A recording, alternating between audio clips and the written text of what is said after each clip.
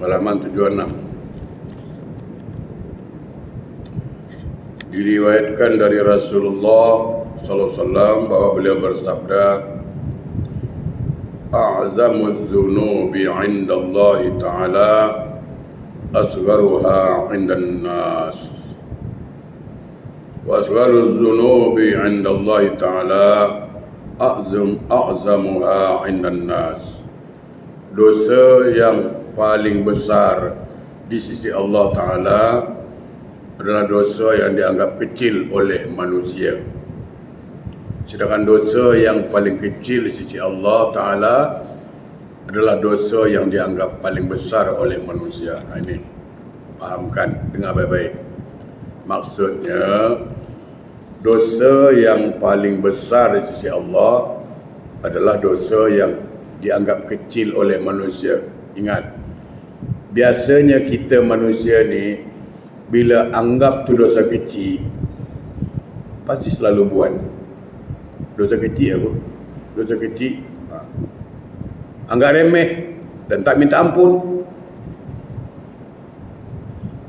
Apa kata Melayu? Sedikit demi sedikit, lama-lama jadi bukit. Kan gitu. Memang dosanya kecil, tapi kalau dia buat selalu macam mana? Jadi besar ya. Dan kita selalu menganggap dosa kecil, sehingga tidak minta ampun. Itu masalahnya. Padahal dosa itu perlu dipertanggungjawabkan di akhirat nanti. Selalunya orang jatuh terpijak batu kecil, batu besar. Batu kecil. Kalau batu besar dia nampak, dia boleh elak.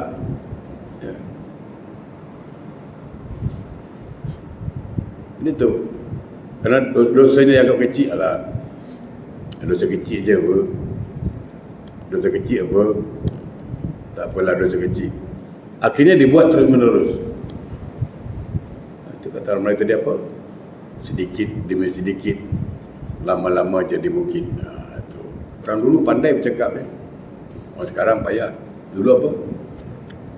Berakit-rakit ke hulu, berenang-renang ke tepian.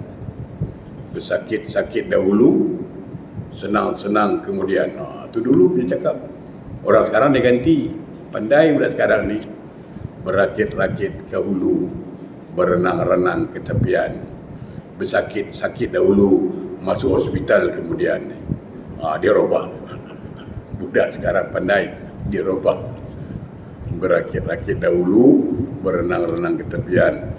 Bersakit-sakit dahulu, masuk hospital kemudian. Ya. Jadi intinya jangan kita buat anggap remeh dosa itu, kerana dia akan tetap dicatat selagi kita tak minta ampun pada Allah, selagi kita tidak bertaubat pada Allah dengan dosa yang kecil, selagi itu Allah tak ampunkan. Tapi dosa yang besar apa? Kena rajin dibuat, selalu dibuat. Dosa kecil bagi Allah kecil apa? Dosa yang kita anggap besar, itu kecil bagi Allah. Kenapa? Karena sebesar apapun dosa itu Allah ampunkan kalau dia minta ampun. Kecil bagi Allah. Kita pula kalau dosa besar takut, dosa besar takut. Jemaah, pernah satu hari ditanya para sahabat, mana yang besar dosa zina dengan mengumpat? Agak-agak kalau saya ditanya, kalau kita ditanya, mana yang besar?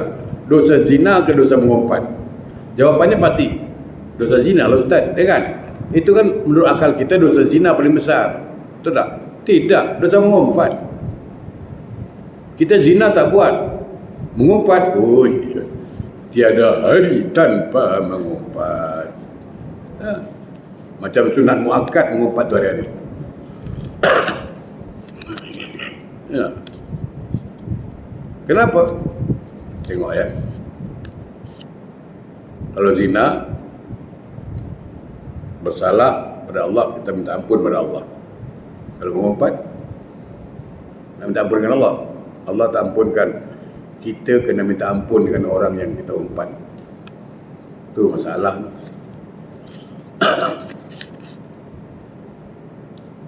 Dan selalu saya sampaikan, kalau ada orang umpat kita, kita bersyukur. Jangan marah. Kalau ada orang umpat kita bersyukur, jangan marah. Kenapa? Karena dia transfer pahala pada kita sebesar gunung Uhud. Sebab Nabi mengatakan dalam sebuah hadis, barang siapa mengumpat saudaranya, Allah akan gugurkan amal ibadahnya 1 kirat. Sahabat bertanya, 1 kirat berapa besar ya Rasulullah? Sebesar gunung Uhud. Sahabat tanya lagi, kalau dia tak ada pahala macam mana? Maka Nabi jawab, kalau dia tak ada pahala, dosa orang yang diumpat pindahkan dengan dia sebesar gunung Uhud. Tengok, saya kalau, makanya ada sahabat Nabi cakap apa? Kalau aku nak mengumpat orang, aku akan umpat mak aku lagi baik. Kenapa? Pahala dia dapat. Ini tidak, kita umpat tetangga. Tetangga untung, tetangga masuk surga, kita masuk neraka. Kan rugi.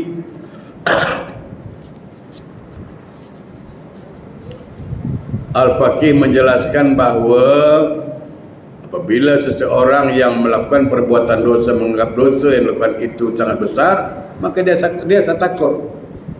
Itu biasa. Bila manusia merasa ini dosa besar, dia akan muncul rasa takut. Karena datang rasa takut, dia akan bertaubat dan minta ampun. Sebaliknya, karena dia merasa dosa kecil, dia mulai remeh. Akhirnya apa? Buat ulang-ulang. Maka itu yang dikatakan oleh sahabat apa? La saghirata ma'al israri wala kabirata ma'al istighfari. Tidak dianggap dosa kecil jika dilakukan terus-menerus, dan tidak dianggap dosa besar jika dimohon ampun. Jadi jangan anggap dosa kecil bila dikerjakan terus-menerus, dia akan jadi besar. Jadi besar. Dan tidak ada dosa besar kecuali kalau dia sudah minta ampun. Diriwayatkan dari Awam bin Ausam, dia berkata, ada 4 hal yang dilakukan sesudah perbuatan dosa yang lebih buruk dari perbuatan dosa itu sendiri. Buat dosa salah. Buat dosa itu perkara buruk, betul. Ada yang lebih buruk dari perbuatan dosa itu. Apa dia? Pertama, menganggap remeh dosa itu berbahaya. Anggap remeh dosa itu berbahaya. Itu itu sifat syaitan itu. Kadang cakap sengaja, alah dosa kecil apa? Jangan. Itu melecehkan Allah. Ya. Lebih berbahaya dari dosa itu sendiri. Merasa menganggap kecil atau meremehkan dosa. Kedua, merasa tak ada apa-apa setelah buat dosa itu. Happy je. Merasa tak bersalah dan happy je. Itu bahaya itu. Tak ada rasa takut. Dan terakhir, terus menerus melakukan dosa. Jamaah yang berbahagia, ya. Ingat surah Al-An'am 160. A'udzubillahi minasyaitonir rajim. Man jaa'a bil hasanati falahu asru amsalha wa man jaa'a bis sayyi'ati fala yujza illa mislaha wa hum la yuzlamun. Barang siapa yang membawa yang baik, amal baik, maka baginya pahala 10 kali lipat amalnya. Dan barang siapa yang membawa perbuatan yang jahat, maka dia tidak diberi pembalasan, melainkan seimbang dengan kejahatannya. Sedang mereka sedikit pun tidak dirugikan. Okey. Subhanallah. Kadang-kadang inilah kita ni malulah dengan Allah. Cuba bayangkan. Dalam surah Al-An'am ayat berapa tadi? Ayat 69, 160. Siapa berbuat baik, kata Allah, dibalas 10 kali lipat kebaikan itu. Ganjar 10 pahala. Buat baik 10 pahala minimal. Siapa buat jahat dibalas sepadan. Artinya buat jahat satu dibalas satu. Bayangkan. Buat baik 10, buat baik satu dibalas 10, buat jahat satu dibalas satu. Ini maksudnya apa? Supaya kita ni, hamba Allah ini, banyak amal di akhirat. Tertutup dosa kita. Berat timbangan amal kita. Makanya saya katakan rugi kalau orang tu tak solat, kerana kuncinya daripada solat itu. Ya.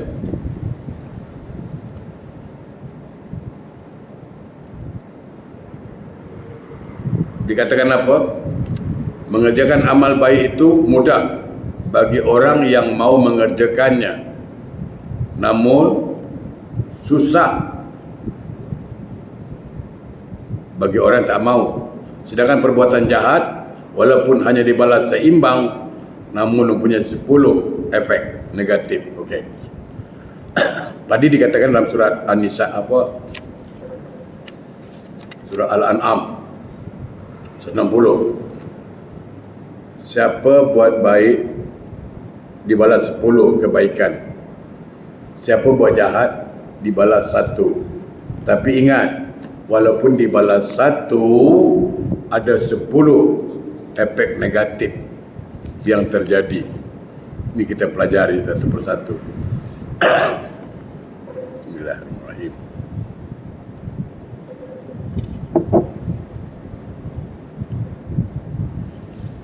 Pertama apa? Akibat dari buat dosa.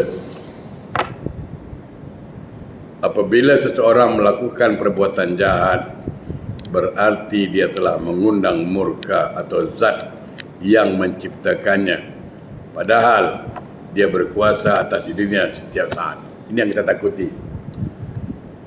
Memang buat baik dibalas 10, betul. Buat jahat dibalas 1, betul. Tapi ingat, ada 10 efek negatif di situ. Pertama, kita buat salah, okey, 1. Itu akan mengundang murka Allah. Yang paling ditakuti apa? Ketika sedang berbuat salah, ketika sedang berbuat maksiat, Allah tu maha berkuasa. Bila-bila dia boleh cabut nyawa kita. Itu yang kita sangat takuti ketika kita sedang bersalah, ketika itu ajal sampai. Habis. Disebut apa? Su'ul khatimah. Ini pesan. Camkan baik-baik. Kita anggap remeh. Banyak orang anggap remeh. Apa? Tak tegur siapa lebih dari 3 hari. Itu kan selalu dianggap remeh. Buat apa aku tegur dia? Aku tak tegur pun makan apa. Aku tak tegur dia pun happy. Aku tak kacau orang. Walaupun aku tak tegur dia, aku tak kacau orang. Dia lupa. Hukumnya apa? Tak bertegur siapa lebih dari 3 hari dengan saudara dalam pandangan Islam. Kan haram. Okey. Apa kata Nabi? La yadkhuluna jannah qati'ur rahim. Tidak akan masuk surga orang yang memutuskan tali silaturahim. Satu. Allah tidak menerima amal ibadah seseorang yang tidak mau bertegur siapa lebih dari 3 hari. Kena ada hadis itu. Bayangkan. Amalnya ditolak. Surga tertutup buat dia. Bayangkan. Dan kalau dia mati dalam keadaan maksiat. Su'ul khatimah. Kenapa? Karena melanggar aturan Allah. Memutuskan tali silaturahim, tak mau tegur siapa. Tapi dia tu anggap remeh kan. Aku tak tegur dia pun hidup apa. Ini bukan soal hidup, soal makan. Soal Allah marah dengan dia, itu masalah dia. Bukan soal hidup makan, soal Allah marah. Ya? Memang dibalas 1, ingat. Tapi itu mengundang murka Allah. Dan kita sangat-sangat khawatir ketika Allah marah, ketika itu dicabut nyawa kita. Habis.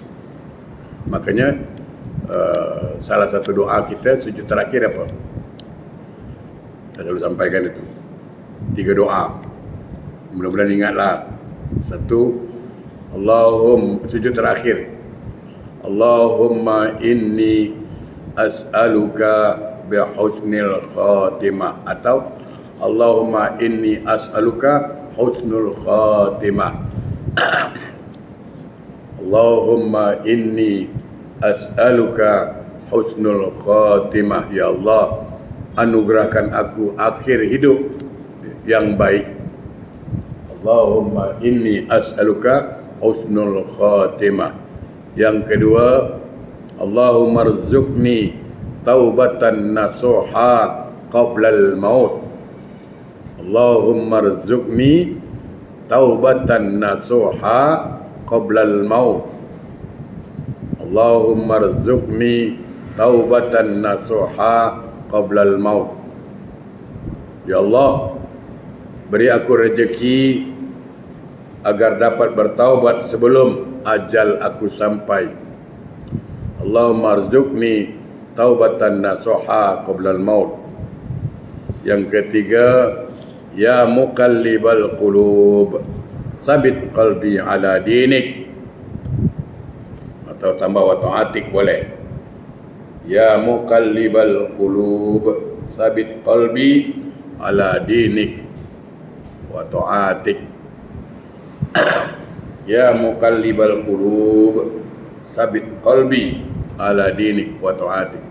Wahai Allah yang membolak-balikkan hati manusia, tetapkan hatiku dalam agama dan dalam taat, ya, menjalankan agama Allah. Yang pertama. Yang kedua, kalau kita buat maksiat, dengan perbuatan jahat itu ia telah membuat senang iblis. Artinya apa? Kalau kita buat maksiat, artinya kita membuat iblis happy lah. Membuat iblis happy. Dan iblis itu adalah makhluk yang dimurkai oleh Allah. Jadi ketika kita mengumpat, iblis happy. Oh, happy betul dia. Terus. Tuhan dia lagi tolak terus. Cakap. Kalau kita buat maksiat, auzubillahi min zalik, makhluk yang paling happy iblis. Ya. Yang ketiga, seseorang berbuat maksiat, efeknya apa? Menjauhkan diri dari tempat yang paling baik, apa? Surga. Jadi ketika orang berbuat maksiat, auzubillahi min zalik, mati ketika itu, matinya su'ul khotimah dan sulit. Dan kalau dah mati su'ul khotimah, maka sulit untuk masuk surga, jauh daripada surga maksudnya. Ya, jadi ketika orang berbuat maksiat, berarti menjauhkan diri dari surga. Yang keempat, ketika orang berbuat maksiat, berarti mendekatkan diri kepada neraka. Ketika orang tu buat salah, buat maksiat, ya, berarti mendekatkan diri pada neraka. Yang keenam, yang kelima, ketika orang buat maksiat, dia tidak peduli kepada orang yang sangat dicintainya. Siapa? Diri sendiri. Ini perlu diingat, perlu dicamkan baik-baik. Doa Nabi Adam, Rabbana zalamna anfusana. Ya Allah, Tuhan kami telah menzalimi diri kami. Ingat. Kenapa Nabi Adam cakap dia menzalimi dirinya dan isterinya? Karena dia telah melakukan kesalahan. Jadi setiap kita melakukan maksiat, setiap kita melakukan kesalahan, berarti kita telah menzalimi diri kita. Semakin banyak buat maksiat, semakin banyaklah kita menzalimi diri kita. Kan kita yang dapat efeknya nanti. Cuman aneh bin ajaib. Apa itu? Bila orang menzalimi dirinya, dia marah. Kau zalimi aku, kau tak patut punya kawan. Sampai hati kau zalim aku. Orang buat zalim dengan dia marah. Tapi dia lupa berapa banyak dia telah menzalimi diri sendiri dengan buat maksiat itu. Itu ingat, semakin banyak kita buat maksiat, maka semakin banyaklah kita menzalimi diri sendiri. Yang keenam, mengotori dirinya sendiri. Dengan apa? Dengan dosa. 7, akibat dari perbuatan maksiat apa? Mengganggu malaikat. Pada malaikat tak pernah mengganggu dia. Siapa? Malaikat yang tukang catat. Terganggu. Malaikat tu makhluk suci. Ketika kita berbuat maksiat, dia terganggu. Terganggu dia. Yang ke-8, ni lagi. Ketika kita buat maksiat, akan membuat hati Rasulullah sedih. Jemaah yang berbahagia. Dalam sebuah riwayat dikatakan, Rasulullah SAW itu diizinkan oleh Allah melihat tingkah umatnya akhir zaman. Bila dia tengok, bila Nabi pandang ke kanan, beliau senyum. Dalam riwayat dikatakan, bila Nabi itu diizinkan melihat perangai umatnya akhir zaman, bila dia pandang ke kanan, dia senyum. Senyum dia. Kenapa senyum? Karena dia tengok umatnya rajin datang masjid, duduk di majlis ilmu macam ini, ada yang baca selawat, ada yang solat duha. Dia senyum, menyenangkan dia. Tapi ketika dia memandang sebelah kiri, dia menangis. Dia sedih. Kenapa? Dia tengok makcik keropok asyik mengumpat, dia jaga kerja dia. Ya kan? Yang satu pula tak tutup aurat. Dia satu pula asyik TikTok terus. Saya tengok, na'udzubillah min zalik lah. Di Singapura kurang. Tengoklah TikTok sekarang. Ya Allah, dah tua-tua pakai jilbab yang kau berjoget, siapa suruh lah. Tahulah cakap lagi dah. Ya kan? Jilbab, tutup aurat, ketat. Paha dia menjerit-jerit. Saking ketat keluar tu. Aduh. Udah ketat tu siapa juga joget. Susah lah cakap. Jadi kalau kita buat maksiat, kita telah membuat sedih Rasulullah. Tapi kalau kita buat taat, kita telah menyenangkan hati Rasulullah SAW. 9. Kalau kita buat maksiat, artinya kita mempersaksikan kepada siang dan malam atas kejahatan diri kita, dan siang malam terganggu dan merasa sedih karenanya. Ingat, semuanya itu akan menjadi saksi buat kita nanti di akhirat. Yang ke-10 terakhir, bila kita buat maksiat, berarti mengkhianati semua makhluk, baik manusia maupun yang lain.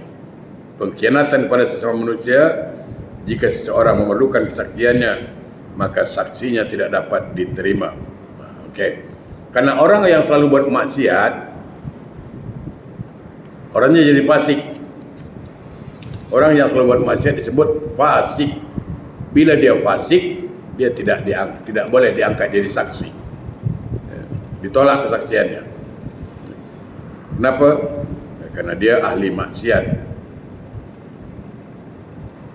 Oleh karena itu, jauhilah perbuatan dosa. Bab ke-10 akibat negatif tersebut berarti penganiayaan terhadap diri sendiri. Ada yang berpendapat bahawa orang yang paling kikir adalah orang yang kikir terhadap diri sendiri. Kenapa? Karena tak mau melakukan amal-amal ibadah. Jadi orang yang tak mau buat baik berarti dia orang yang paling kikir pada dirinya sendiri.